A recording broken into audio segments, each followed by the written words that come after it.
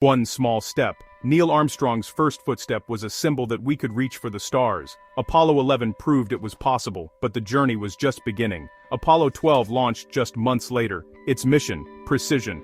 Pete Conrad and Alan Bean aimed to land their lunar module, Intrepid, right next to Surveyor 3, a probe that had arrived 2 years earlier. Could we land exactly where we wanted?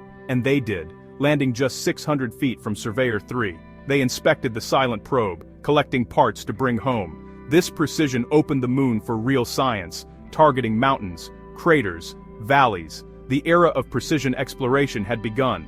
Apollo 12 set the standard for all that followed. The art of precision had arrived. Space is hard. Apollo 13 was a stark reminder. An oxygen tank exploded, crippling the command module. The moon landing was over. Now, it was about survival. Houston, we've had a problem. The crew used the lunar module as a lifeboat, designed for 2 men for 2 days, now needed for 3. For 4 days. Air filters didn't fit. Carbon dioxide built up dangerously. Engineers in Houston invented a fix using duct tape, plastic bags, and cardboard. It worked. The crew returned safely. Apollo 13 became a successful failure, a triumph of ingenuity and teamwork. Sometimes, the greatest triumph is simply coming home. After Apollo 13, NASA needed a win. Apollo 14 aimed for the Fra Mauro Formation, a geological time capsule blasted from the moon's deep crust. In February 1971, Alan Shepard and Edgar Mitchell landed in the rolling hills of Fra Mauro. Their mission, hike to Cone Crater's rim to collect ancient rocks. They brought the first wheeled vehicle, a lunar wheelbarrow, to help carry tools and samples. The trek was tougher than expected. Slopes and thick dust made distances deceiving. Running low on time and oxygen, Mission Control ordered them to stop just short of the crater's edge. Even so, the rocks they collected were exactly what scientists hoped for: breccias, fused fragments from the moon's early crust. These samples revealed the highlands were fundamentally different from the flat Maria. Apollo 14 gave us our first real look into the moon's violent early history. And in a light-hearted moment, Shepard hit 2 golf balls, sending them flying in the low gravity. Apollo 15 marked a new era, longer stays, more science, and a lunar rover. The crew, David Scott and James Irwin, landed between the Apennine Mountains and Hadley Rill, a geologist's paradise. The rover transformed them from hikers to field geologists, letting them explore miles of diverse terrain. They drove to the edge of Hadley Rill, up mountain slopes and across the plains, seeing a moon previous crews could only dream of. The rover was a mobile science lab. Near the Apennine base, Scott spotted a pure white rock, anorthosite, believed to be from the moon's original crust. "Guess what we just found?" he radioed. It was the Genesis rock, a relic from the moon's birth, over 4 billion years old.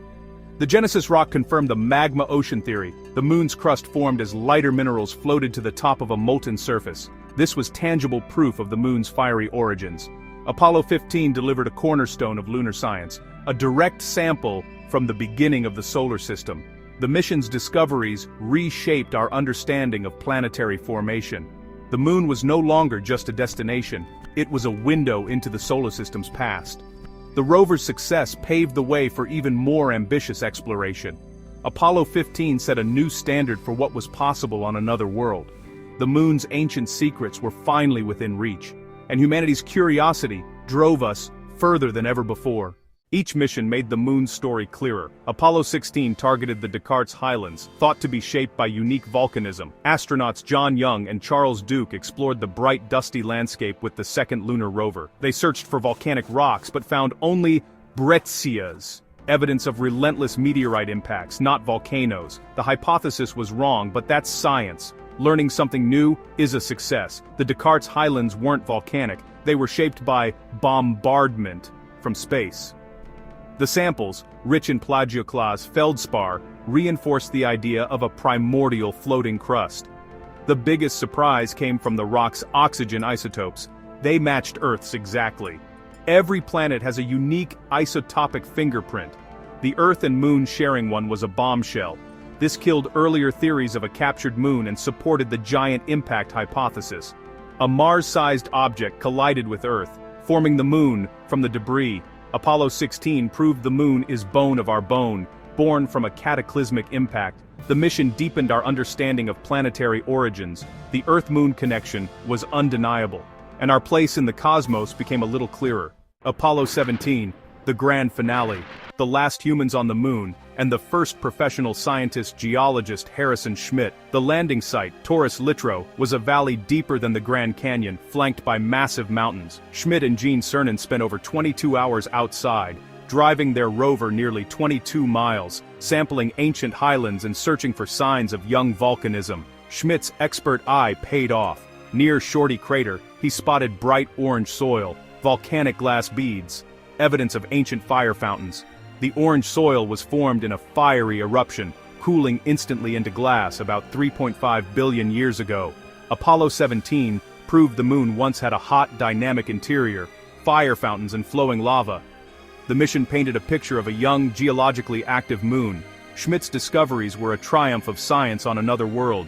Cernan, the last man on the moon, left a message of peace and hope. Apollo 17 closed the first chapter of lunar exploration. The moon's secrets were now part of humanity's story. The mission's legacy endures in every new question we ask about our place in the universe, and the dream of returning lives on. The Apollo missions weren't just sequels, they were a scientific epic. They transformed the moon from a distant mystery into a real, complex world. Apollo 12 proved precision landings. Apollo 13 showed our ingenuity. Apollo 14, 15, 16, and 17 rewrote the book on planetary science. The 382 kilograms of lunar rock and soil brought back have been studied by thousands of scientists worldwide. These samples let us date the moon's surface and, by extension, other worlds. The moon became our Rosetta Stone for understanding the solar system's history. The evidence is overwhelming. The rocks are unlike anything on Earth, dry, cratered, with unique isotopes. No hoax could produce such samples. Laser retroreflectors, left by Apollo missions, are still used today to measure the moon's distance. Apollo's legacy is not just flags and footprints, it's a profound expansion of human knowledge.